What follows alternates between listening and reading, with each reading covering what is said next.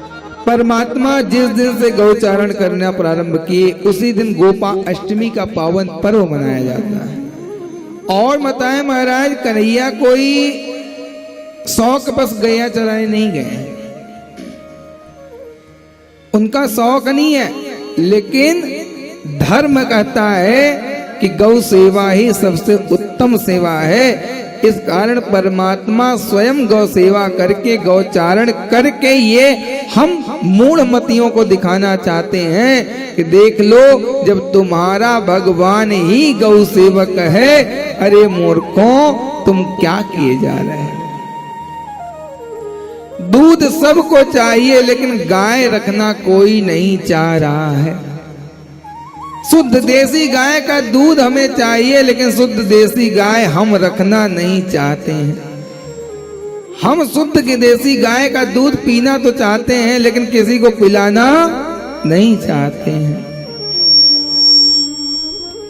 अधिक लोभ के कारण इंसान बहुत गलत कार्य कर जाता है।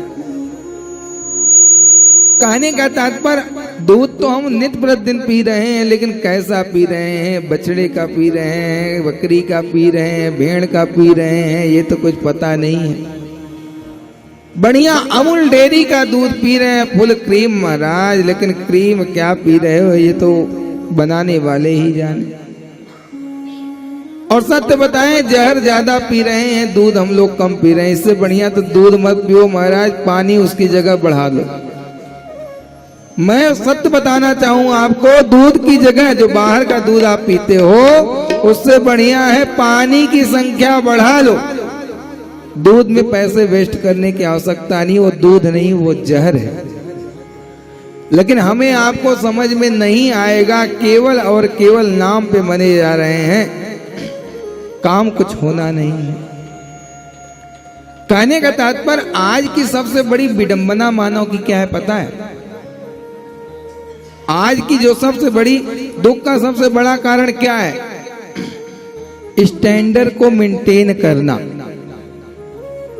जिस समाज जिस सोसाइटी में रह रहे हैं उसके स्टैंडर्ड को मेंटेन करना ही आज के मानव के लिए सबसे बड़ा दुखदाई है।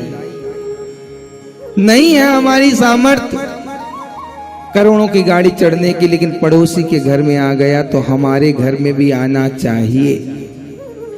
जो ये भावना हमारी बन गई है, यही हमारे दुखों का कारण है।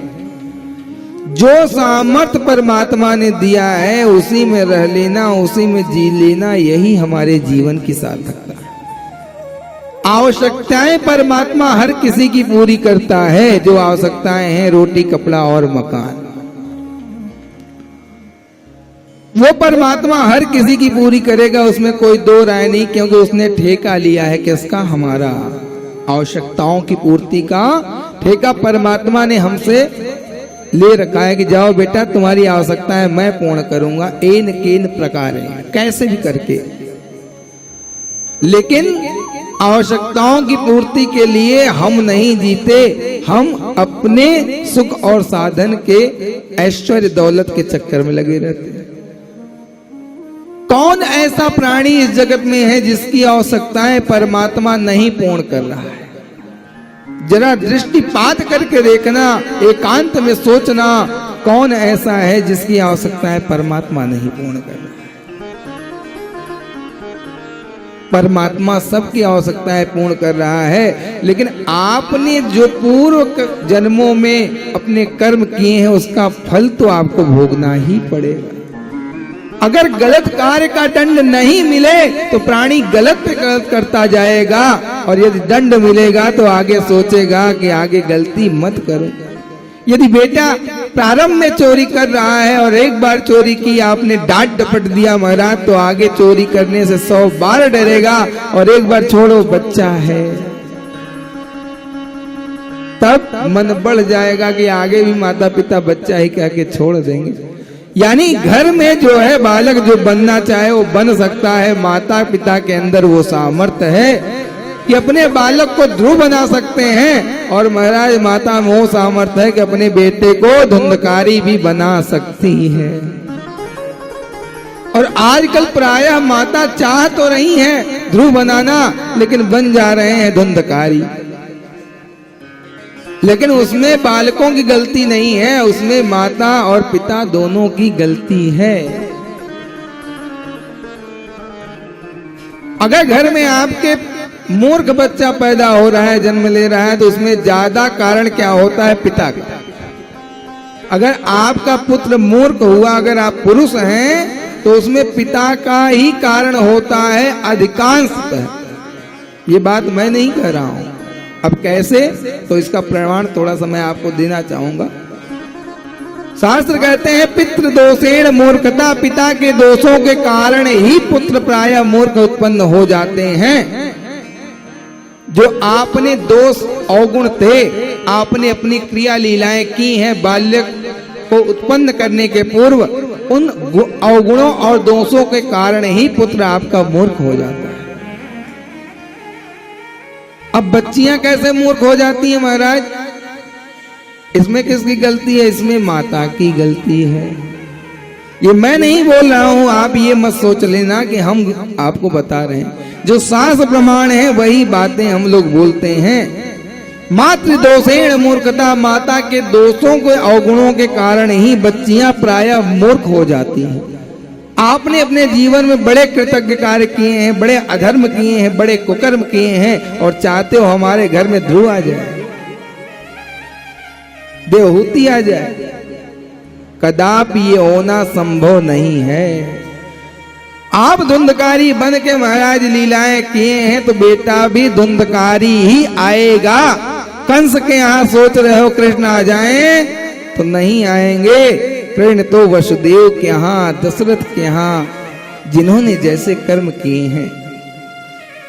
तो कहने का तात्पर्य, आने वाली पीढ़ियों के लिए आपकी तो बीत गई, लेकिन जो आने वाला समाज है उनको सिखाना है कि बेटा हमने गलत कार्य किया था, जिसके कारण परिणाम भोग रहा हूं। बेटी मैंने ऐसे कार्य किया था, मैं भोग रही हूं। इस कारण बेटी आने वाले समय में अपने आप को संभाल के रखो। बेटा संभाल के रखो, ताकि आने वाला जीवन नारकी ना हो, आने वाला जीवन हमारी आपकी तरह अच्छा हो जाए। तो पिता के दोषों के कारण प्रायः मूर्ख उत्पन्न हो जाते हैं बच्चे, और माता के दोषों के कारण प्रायः बच्चियां मूर्ख उत्पन्न हो जाती हैं। हम डांटते तो हैं, फटकारते तो हैं, लेकिन हम उसकी अवस्था में जाके देखेंगे जब वैसे हम थे तो हम कैसे लीलाएं करते थे। अरे हमने लीलाएं की हैं तो वो भी तो करेगी, वो भी तो करेगा। ये कोई व्यक्ति विशेष की बात नहीं है। आप कभी एकांत में जाके सोचना, माताएं क्या सोचेंगी अपनी बेटियों के बारे में। सोचना मेरी बेटी क्या कर रही है और मैं क्या कर रही थी उस समय में। ये विचार करने का है, केवल चिंतन करने का, केवल अनुभव के लिए मैं बता रहा हूं। आप अपने आप को बुरा मत समझ लेना। और पिताओं को यह अनुभव करना है, मेरा बेटा जो कर रहा है वो मैं कर रहा था कि नहीं।